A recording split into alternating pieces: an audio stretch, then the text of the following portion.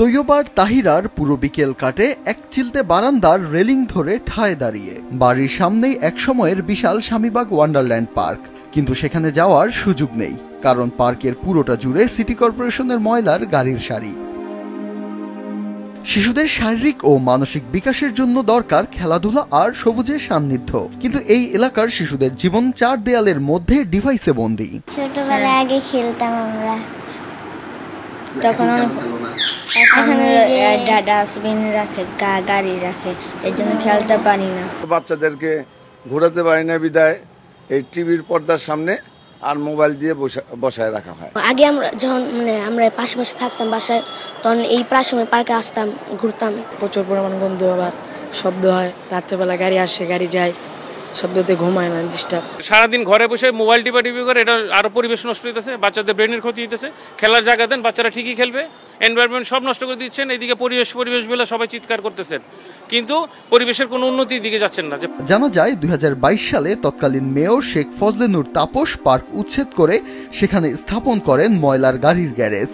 নগর কর্তৃপক্ষের দায়িত্বহীনতায় শিশুরা কেবল খেলার মাঠে হারায়নি, এখন ময়লার গাড়ির দূষণ ছড়াচ্ছে পুরো এলাকা জুড়ে।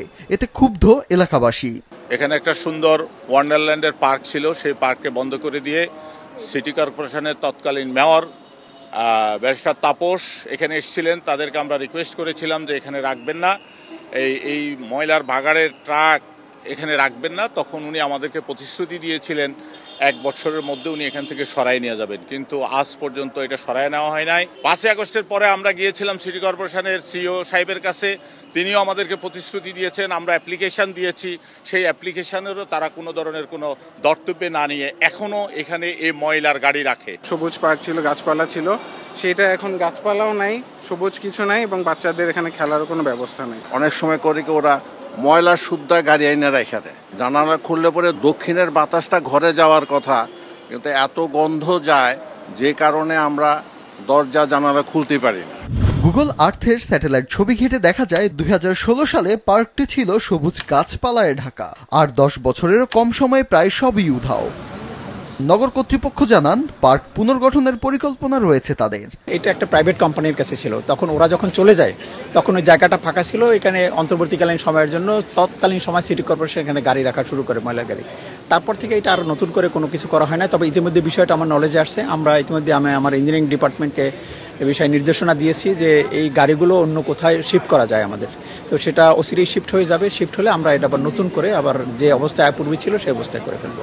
ভবিষ্যৎ প্রজন্মের শারীরিক ও মানসিক স্বাস্থ্য এবং রাজধানীর স্বাভাবিক প্রাকৃতিক পরিবেশ ধরে রাখতে পার্ক, উদ্যান, খেলার মাঠ সংরক্ষণের দাবি বিশেষজ্ঞদের। শিশুদেরকে আমরা যদি মাদকাসক্ত থেকে শুরু করে সকল ধরনের যদি আমরা নেগেটিভ কনসিকুয়েন্স থেকে যদি আমরা রক্ষা করতে চাই, অচিরেই প্রতিটি এলাকায় পাড়া ভিত্তিক আমাদের খেলার মাঠ প্রয়োজন, পার্ক প্রয়োজন, যেন শিশুরা, তাদের মায়েরা সবাই যেন এই খেলার মাঠ পার্কে যেতে পারে এবং তাদের শিশুরা যেন স্বাভাবিক একটা বিকাশ পায়। নাহলে কিন্তু সামনের দিনে পুরো জাতির জন্য একটা খারাপ ভবিষ্যৎ অপেক্ষা করছে।